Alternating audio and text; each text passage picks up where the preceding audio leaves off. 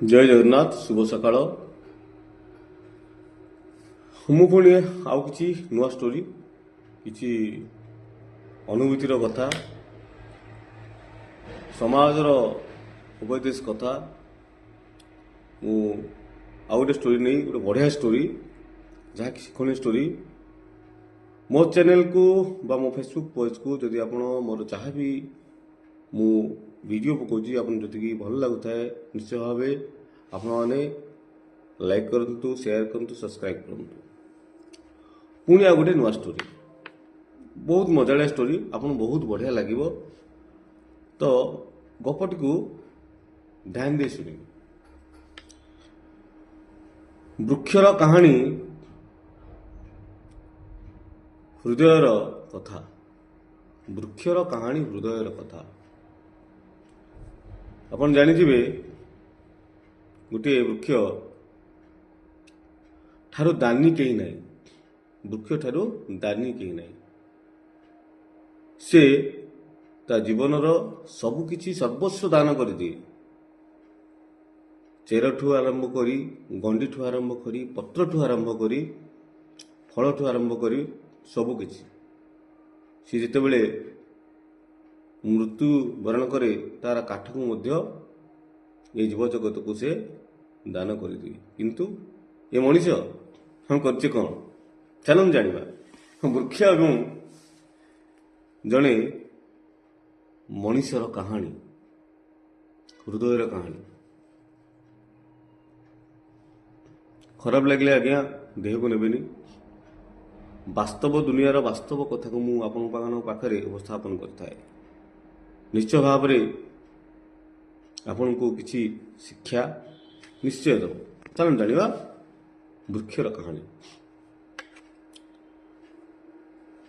एकदा गोटे ग्राम मुंडरे गोटे झंकालिया जामुकोली गछ थिला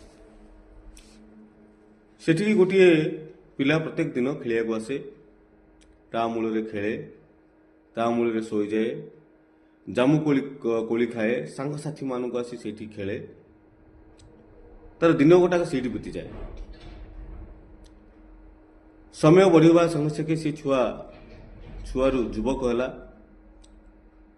एवं युवक हो सारिया विवाह कला निजे मध्य सक्षम हो पारला कि गोटे दिन वृक्ष पाखक आसला कहला ए वृक्ष सांग बर्तमान मु युवक हो गली बड़ हो गली बर्तमान मु पैसा इनकम कली किंतु पैसा इनकम कले मत पैसा मते पाऊ नहीं गोटे घर कर पारुनी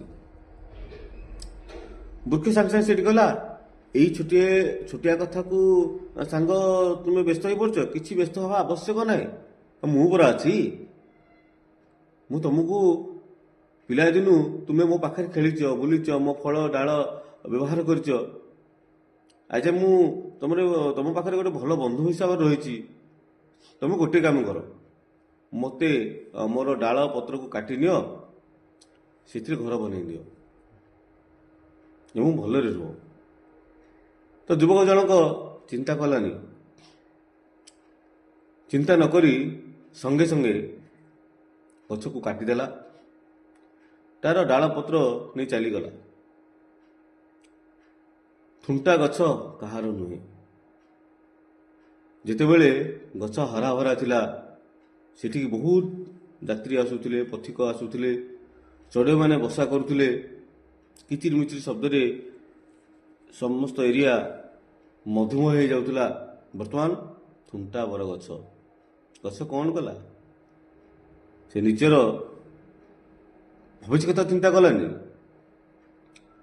सांग पाई निजको से कौन सर्वस्व दान करदेला किंतु सेही सांग मनीष ता सर्वस्व लुटि नेला केवल छाड़ीगला गोटे गंडी आउ ता मूल को कहीं आसुना पथिक आसुनी बाटोई आसुनी चढ़ई आसुना कि से सांग मध्य आसुनी ताहा मध्य वृक्ष सहिला दीर्घ वर्ष गला बहुत दिन गला से सुखिला गंडी शून्य आकाश से गंडी से ही अच्छी ଦୀର୍ଘ ବର୍ଷ ପରେ ଜଣେ ବୃଦ୍ଧ ଲୋକ ତା ପାଖକୁ ଆସିଲେ ଏବଂ ତା ପାଖକୁ ଆସି ଜୋରସେ କାନ୍ଦିବାକୁ ଲାଗିଲେ। ସେଠି ଗଛ ପଚାରିଲା, ଆରେ ଭାଇ ତୁମେ କିଏ? ତୁମେ କାହିଁ କାନ୍ଦୁଛ? ସେ ବୃଦ୍ଧ ଲୋକ ଜଣକ କହିଲା, କ'ଣ ମୋତେ ଆପଣ ଚିହ୍ନି ପାରୁନାହାନ୍ତି? ମୁଁ ସେଇ ଯୁବ ଅବସ୍ଥାରେ ବାଲ୍ୟ ଅବସ୍ଥାରୁ ଯୁବ ଅବସ୍ଥା ପର୍ଯ୍ୟନ୍ତ ଆପଣଙ୍କ ପାଖରେ ମୁଁ ଖେଳିଛି କୁଦିଛି। ମୁଁ ସେଇ ଆପଣଙ୍କର ବନ୍ଧୁ ଯାହାକୁ ଆପଣ ସର୍ବସ୍ୱ ଦେଇଦେଲେ, କିନ୍ତୁ ମୁଁ ଆପଣଙ୍କ କଥା ଚିନ୍ତା କଲିନି। ଯେତେବେଳେ ଏକୁଟିଆ ଥିଲି ମୁଁ ଆପଣଙ୍କ ପାଖକୁ ଆସୁଥିଲି, ମୁଁ ଯେତେ ଏବେ ଏକୁଟିଆ ହେଇଗଲି ଆପଣଙ୍କ ପାଖକୁ ଆସିଲି। ମୋତେ କ୍ଷମା କରିଦିଅ। ଯୁବକ ଜଣଟି ବୃକ୍ଷକୁ କ୍ଷମା ମାଗିଲା ଏବଂ ବୃକ୍ଷକୁ ସେ ଅନୁମତି ମାଗିଲା, ମୁଁ ଆପଣଙ୍କୁ ଟିକେ କୋଳେଇ ଧରିବି। ଏବଂ ଯୁବକ ବ୍ୟକ୍ତି ଜଣକ ଶୁଖିଲା କାଠ ଗଣ୍ଡିକୁ ଧରି ଜୋରସେ କାନ୍ଦିବାକୁ ଲାଗିଲା। ଆଉ ଜୋରସେ କାନ୍ଦି ସେ ଅତୀତରେ ବିତି ଯାଇଥିବା ସମସ୍ତ କଥାକୁ ସେ ଚିନ୍ତା କରିବାକୁ ଲାଗିଲା। କିଭଳି ଭାବେ ସେ ଆସୁଥିଲା, ସାଙ୍ଗସାଥି ମେଳରେ ଆସୁଥିଲା, ଗଛ ମୂଳରେ ବସୁଥିଲା, ଏଇଠି ଖେଳୁଥିଲା, ଜାମୁକୋଳି ଖାଉଥିଲା, ଲୋକମାନେ ମଧ୍ୟ ଏପଟେ ଯିବା ଆସିବା କରୁଥିଲେ। ସମସ୍ତ କଥା ତାକୁ ତନ୍ନ ତନ୍ନ କରି ସେଇ ବିତି ଯାଇଥିବା ଘଟଣାକୁ ସେ ଚିନ୍ତା କଲା, ଭାବିଲା ଏବଂ କାନ୍ଦିବାକୁ ଲାଗିଲା।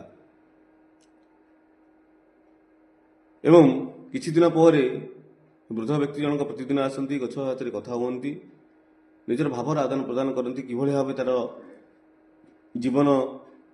ଯୁବା ଜୀବନରେ ଘର ସଂସାର, ତାପରେ ପିଲା ଛୁଆ ଏବଂ ତାପରେ ଶୂନ୍ୟ।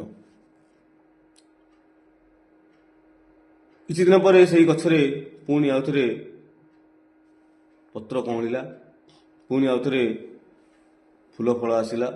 ଆଜ୍ଞା, ମଣିଷ ଜୀବନ ଠିକ୍ ସେହିପରି। ଦେଖନ୍ତୁ, ମୁଖ୍ୟ ଉକ୍ତି ମଣିଷ ବୃକ୍ଷ ସର୍ବସ୍ୱ ଦେଇଦିଏ। ଆପଣ ଚିନ୍ତା କରନ୍ତୁ, ବାପା ମା ସେମାନେ କ'ଣ ଦିଅନ୍ତିନି?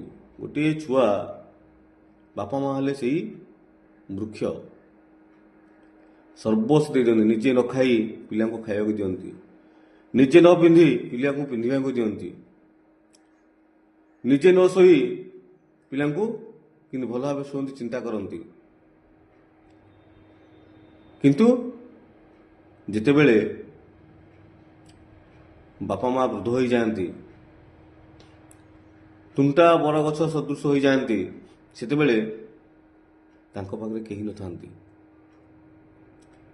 ଯେଉଁ ପୁଅ ଝିଅକୁ ସେ ସାନରୁ ବଡ଼ କଲେ, ସେମାନେ ମଧ୍ୟ ଯେଭଳି ଥୁଣ୍ଟା ବର ଗଛକୁ ଯେତେବେଳେ ଗଛରେ ଫଳମୂଳ ଆସୁଥିଲା, ସେତେବେଳେ ଯୁବକ ଜଣଟି ତା ପାଖକୁ ଆସୁଥିଲା।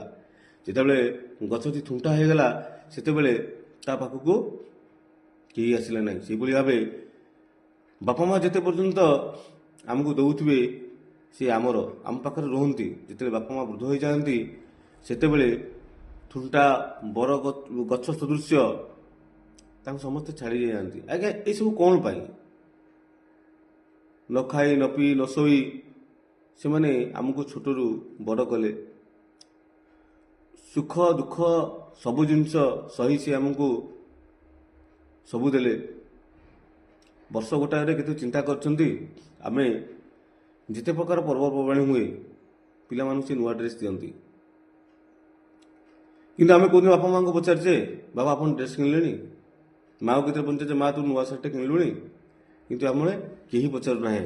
ବାପା ସେଇ ଗୋଟିଏ ସାର୍ଟ, ଗୋଟିଏ ପ୍ୟାଣ୍ଟକୁ ସେ ବର୍ଷ ସାରା ପିନ୍ଧୁଥିବେ। ନିଜେ ନ ପିନ୍ଧି, ନିଜେ ନ ଖାଇ ସେ ଆମକୁ ସବୁକିଛି ଦେଇଦିଅନ୍ତି। ବୃକ୍ଷ ଯେଭଳି ଭାବେ ସର୍ବସ୍ୱ ଦାନ କରିଦିଏ, ବାପା ମା ସେଭଳି ବୃକ୍ଷ ସଦୃଶ୍ୟ।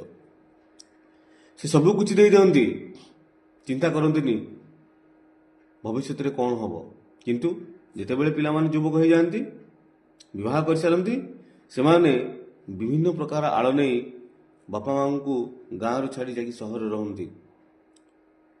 ଥୁଣ୍ଟା ଗଛ ସଦୃଶ ବାପା ମା ମାନେ ସେହି ଘରେ ପଢ଼ି ପଢ଼ି ପଢ଼ି ପଢ଼ି ଶେଷରେ ଜୀବନ ତ୍ୟାଗ କରିଦିଅନ୍ତି। ସେତେବେଳେ ସନ୍ତାନମାନେ ଆସନ୍ତି, ବହୁ ଆଡ଼ମ୍ବରରେ ଶୁଦ୍ଧିକ୍ରିୟା କରନ୍ତି। ଆଜ୍ଞା, କରିକି ଫାଇଦା କ'ଣ? ଯଦି ବୃଦ୍ଧା ଅବସ୍ଥାରେ ଯଦି ଆମେ ତାଙ୍କୁ ମନରେ କିଛି ଖୁସି ଦିଅନ୍ତେ, କିଛି ଆନନ୍ଦ ଦିଅନ୍ତି, ତାହେଲେ ସେମାନଙ୍କ ଜୀବନ ଆନନ୍ଦରେ ବିତିଯାଆନ୍ତା।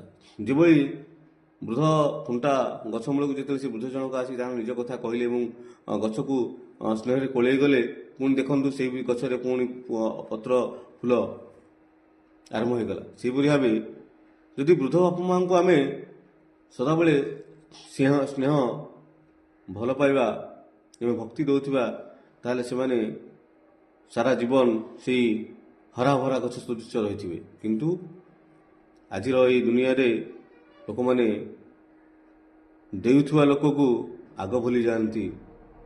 କ'ଣ ପାଇଁ ଆଜ୍ଞା?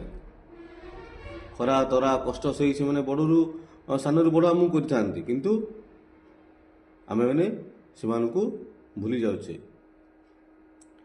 ଗୋଟେ ଛୋଟ ଛୁଆକୁ ଯେଭଳି ଭାବେ ଛୋଟ ଛୁଆ ଥିବା ସମୟରେ ତାକୁ ଆମେ ଲାଳନ ପାଳନ କରୁଛେ, ବଡ଼ କରୁଛେ, ଯେତେବେଳେ ବାପା ମା ବୃଦ୍ଧ ହୋଇଯାଆନ୍ତି ସେମାନେ ଛୋଟ ଛୁଆ ସଦୃଶ୍ୟ।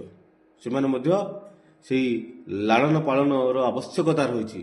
ସେଥିପାଇଁ ଆପଣମାନଙ୍କୁ ଅନୁରୋଧ, ବାପା ମାଆଙ୍କୁ କେବେ ନିଜଠାରୁ ଦୂରେଇ ଦିଅନ୍ତୁ ନାହିଁ, ପାଖରେ ରୁହନ୍ତୁ। ଏବଂ ଆଉ ଯଦି ମୁଣ୍ଡ ଉପରେ ଛାତ ଅଛି ତାପରେ ମନେ ରଖିଥାନ୍ତୁ କେବେ ଜୀବନରେ କଷ୍ଟ ଆସିବନି। ଯଦି ବାପା ମାଆଙ୍କର ହାତ ତୁମ ମୁଣ୍ଡରେ ଅଛି ତାହେଲେ ତୁମେ ଜୀବନରେ କେବେ ହାରିବ ନାହିଁ। ଏହି ଛୋଟିଆ ଗଳ୍ପ ମାଧ୍ୟମରେ ମୁଁ ସଚେତନ କରିବାକୁ ଚେଷ୍ଟା କଲି। ସେଥିପାଇଁ ଯଦି କିଛି ଭୁଲ ଥାଏ କ୍ଷମା କରିବେ। ରହୁଛି। ମୋ ଫେସବୁକ୍ ପେଜକୁ ଲାଇକ୍, ସବସ୍କ୍ରାଇବ୍ ଏବଂ ସେୟାର କରନ୍ତୁ। ଏହିପରି ଭାବେ ମୁଁ ଆପଣମାନଙ୍କ ପାଖରେ ନୂଆ ନୂଆ ଷ୍ଟୋରି ନେଇ ଆସିବି, ଯାହାକି ଆପଣଙ୍କୁ ଜୀବନରେ ବହୁତ କାମରେ ଆସିବ। ରହୁଛି। ନମସ୍କାର।